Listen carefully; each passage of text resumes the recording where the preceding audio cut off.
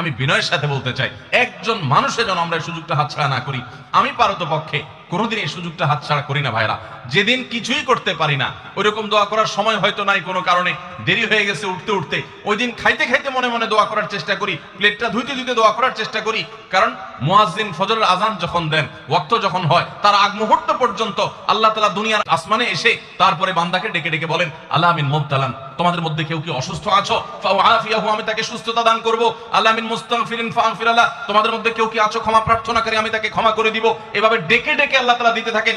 Total 24 ঘন্টার মধ্যে যেই সময়টার দোয়া ফেরত দেয়া হয় না, যেই সময়টার দোয়া মিস হওয়ার সম্ভাবনা খুবই কম, আপনার দোয়ার বেসিক শর্তগুলো ঠিক থাকলে এই দোয়া কবুল হওয়ার সম্ভাবনা জোরালো, সেই সময়টা হলো ভোর রাতের সময়টা।